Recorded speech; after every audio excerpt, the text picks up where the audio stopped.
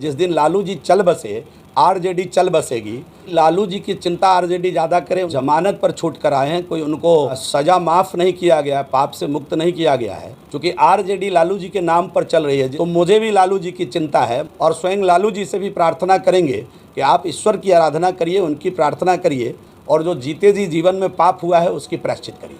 जो है बीजेपी में इस समय ऑल इज नॉट वेल चल रहा है, क्योंकि बीजेपी में हमेशा ऑल इज़ वेल होता है। बीजेपी के अंदर अध्यक्षीय प्रणाली है और बीजेपी का अध्यक्ष ही बीजेपी पार्टी का सर्वे सर्वा होता है। इसलिए ये शब्द जो आप लाए हैं बीजेपी के लिए बना ही नहीं है।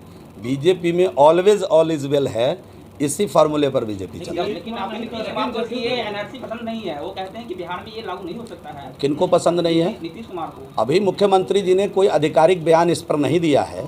प्रशांत किशोर और मैं बार बार एक बात कह रहा हूं कि जब बिहार के अंदर, मैं पहले भी स्पष्ट किया कि बिहार के अंदर हम एनडीए की सरकार सहयोग से चला रहे हैं, गठबंधन की सरकार है, तो गठबंधन की सरकार के कुछ अपने मायने होते हैं और गठबंधन की सरकार में आम सहमति से ही सरकार को चलाई जाती है।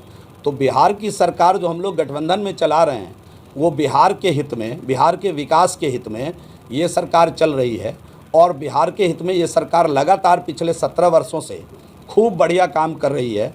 आम जन में संतोष है। कोई इस प्रकार के मुद्दे आएंगे तो मुझे पूरा यकीन है कि हम सभी लोग मिलकर आपस में उसका भी रास्ता निकालें। हम तो कह रहे हैं कि लालू जी की चिंता आरजेडी ज़्यादा करे, उनका सेहत खराब है और वो जो जमानत पर छूट कर आए हैं, कोई उनको सज़ा माफ़ नहीं किया गया है, पाप से मुक्त नहीं किया गया है। तो जितना चिंता उनको करना है अभी लालू जी की सेहत की करें, क्योंकि आरजेडी लालू जी के नाम पर चल रही है। जिस दिन लालू जी चल बसे आरजेडी चल बसेगी। तो मुझे भी लालू जी की चिंता है। मानव होने के नाते बिहार के एक स्थापित नेता रहे हैं, 8 साल मुख्यमंत्री रहे हैं, 7 साल पत्नी को मुख्यमंत्री बनाकर बिहार को चलाने का काम किए हैं। मेरी बड़ी श्रद्धा है उनके प्रति।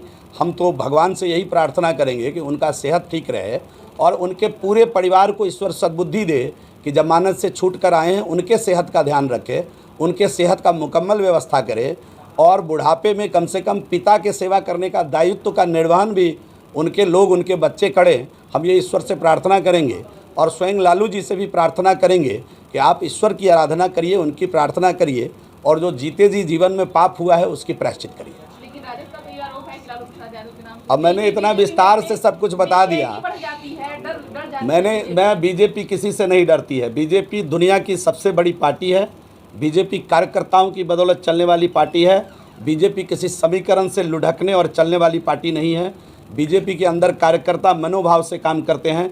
बीजेपी के कार्यकर्ता सिपाही के नाते काम करते हैं। बीजेपी की कार्यकर्ताओं ने दिखा दिया दुनिया में वर्ल्ड रिकॉर्ड बना करके कि 43 डिग्री टेम्परेचर पर भी कैसे बीजेपी के 2 लाख कार्यकर्ता एक मैदान में पहुंच जाते हैं। और जब राष्ट्रवाद की बात आती है, तिरंगा फहरा करके देश का नाम दुनिया में रोशन करने की बात आती है, तो 43-44 डिग्री टेम्परेचर को भी धत्ता बताते हुए किसी खुले मैदान में आकर के दुनिया में वर्ल्ड रिकॉर्ड बना करके भारत माता का मस्तक गर्व से ऊंचा करने का काम करती है। तो बीजेपी के लोग इन लोगों के गिदर भभकी में और बयानबाजी में कभी न डरी है न डरने वाली। तेजस्वी यादव 5 तारीख को रिपोर्ट कार्ड जारी करेंगे। आप खुद श्रम संसाधन हमारे सभी मंत्रियों ने समय समय पर अपना रिपोर्ट कार्ड जारी किया है और आप मीडिया के बंधु इतने चतुर हैं कि समय समय पर बीच में भी आकर के विभाग के लोगों के काम को उजागर करने का काम किया है। अगर उनको रोजगार की चिंता है तो 15 वर्ष तक अपना लेखा जोखा लेकर के आवे, उनके माता पिता के समय क्या रोज़गार बिहार में मिला और हम लोगों ने 17 वर्ष में कितना रोज़गार दिया है। अगर मैं चुनौती देकर उनको कहता हूं कि अगर सही मायने में अगर रोज़गार की चिंता कर रहे हैं तो अपने माता पिता के 15 साल का रिपोर्ट कार्ड लेकर के आवें और हमारा 17 साल का रिपोर्ट कार्ड लाकर जनता के सामने रखने का काम करें। मैं चुनौती देकर ये बात कहना चाहता हूँ और मैं बड़ी गंभीरता के साथ एक बात आपके कैमरे पर बहुत विश्वास के साथ कहना चाहता हूँ कि जिस 19 लाख रोज़गार की हमने बात की है वो 19 लाख रोज़गार दे करके ही 25 के चुनाव में हम लोग चुनाव मैदान में जाएंगे। मैं बड़ी गंभीरता के साथ ये बात आप लोगों को कहना चाहता हूँ। बुरा बाल माफ करो का नारा अब ये तो उनको पूछना चाहिए, ये तो अपने पिताजी से पूछना चाहिए कि भूरा बाल क्यों साफ कर रहे थे और आज परिस्थिति ऐसी क्यों आई जो भूरा बाल माफ़ करो का नारा वो दे रहे हैं। ये तो उनको ये इस प्रश्न का जवाब और सवाल उनके घर में ही निहित है। लेकिन हम तो कहेंगे अभी उनके सेहत की चिंता करें। ये भूरा बाल न कभी साफ़ हुआ है, न हो सकता है ये देश के लिए काम करने वाला रहा है, ये राष्ट्र के लिए काम करने वाला रहा है और देश के सभी जाति वर्ग के लोगों ने बिहार का विकास किया है, देश का विकास किया है। इसलिए हम समग्रता में विश्वास करते हैं, सबके लिए समभाव में विश्वास करते हैं और सबके लिए समान अधिकार में विश्वास करते हैं।